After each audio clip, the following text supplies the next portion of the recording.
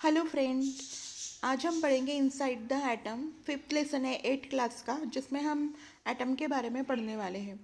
तो एटम कैसे बना होता है और एटम किससे बना होता है और उसकी प्रॉपर्टीज़ क्या है, ये सब इसमें पढ़ेंगे।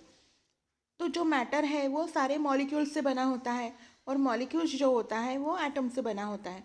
एटम जो है ये स्मॉलेस्ट यूनिट ऑफ मैटर है। मैटर का सबसे छोटा यूनिट मतलब जो होता है वो है एटम है। एटम जो होता है वो smallest particle of the matter होता है, जिसको हम ना देख सकते हैं, ना छू सकते हैं और ना ही उसको कट कर सकते हैं। तो इसमें बहुत सारे साइंटिस्ट ने इस एटमिक थ्योरी को डेवलप किया है, जिसमें से कुछ पर्टिकुलर नेम है डाल्टन एटमिक थ्योरी। ये एक ब्रिटिश साइंटिस्ट है। उन्होंने 1803 में ही सेलिब्रेटेड एटॉमिक थ्योरी। उनके अकॉर्डिंग है कि matter is made up of atom and atom is indivisible and indestructible.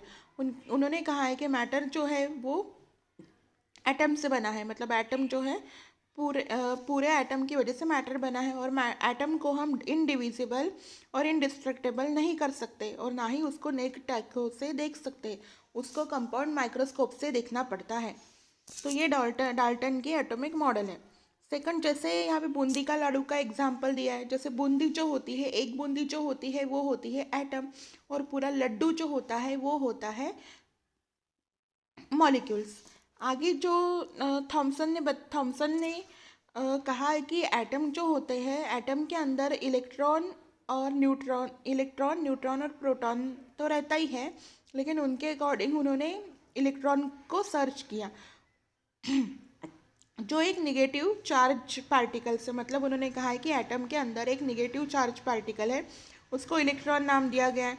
वो उनका एक मॉडल था, प्लम पुडिंग मॉडल। उन्होंने उसमें कहा है कि एटम के अंदर निगेटिवली चार्ज और पॉजिटिवली चार्ज दोनों भी प्रेजेंट रहते हैं, जिसके कारण एटम जो है वो न्यूट्रल फॉर्म करता है, क्योंकि निगेटिव और पॉजिटिव क्या होगा, न्यूट्रल ही हो जाएगा। इसलिए ये बात उन्होंने वहाँ पर प्रूफ की है। आगे जो है हम डाल्टन की थ्योरी देखेंगे। डाल्टन ने भी एक मॉडल ऑफ एटम बनाया 1911 में। उनका पूरा नाम, सॉरी, ये रुदरफोर्ड है। रुदरफोर्ड मॉडल ऑफ एटम है 1911 में।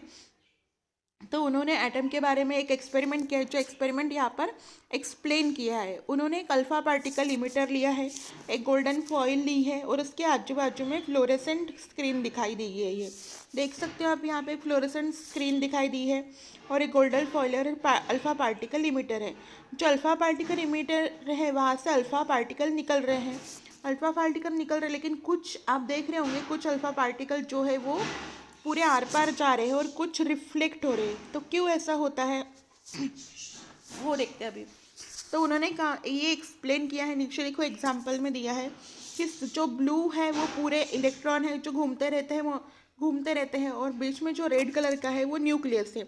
तो जो अल्फ़ा पार्टिकल इमिट किया गया था, अल्फ़ा रेज इमिट किया गया था, वो इलेक्ट्रॉन को तो पास करके निकल जाते, लेकिन न्यूक्लियस को पास करके ये नहीं निकलते हैं, क्योंकि अल्फ़ा पार्टिकल जो इमिट किया गया था, अल्फ़ा रेज जो इमिट किए गए थे, वो इलेक्ट्रॉन रेजिस्ट नहीं करता उसको वो इजीली पास आउट करने देता है।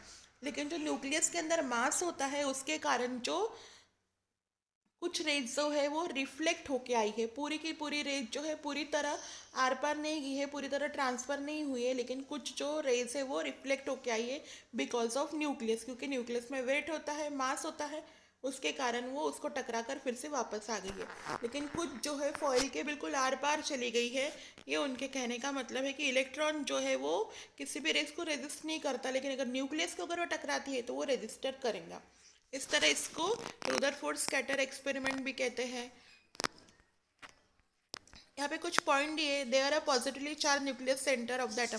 जो पॉजिटिवली चार्ज न्यूक्लियस है वो centre of the an atom है।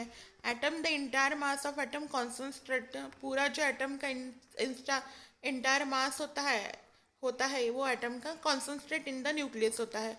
नेगेटिवली चार्ज जो पार्टिकल है उसको इलेक्ट्रॉन कहते हैं, जो पूरे एटम अराउंड द न्यूक्लियस पूरा वो क्या करता है, रिवॉल्व करते रहता है, घूमते रहता है। The total negative charge on the all electron equal, मतलब जितने भी इलेक्ट्रॉन है वो पॉजिटिव चार्ज के साथ वो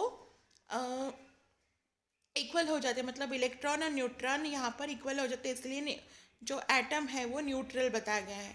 there is an empty space between revolving electron, जहाँ पे इलेक्ट्रॉन घूमते रहते हैं मतलब रिवॉल्व होते रहते हैं, उसके अंदर वो जो खाली जगह रहती है।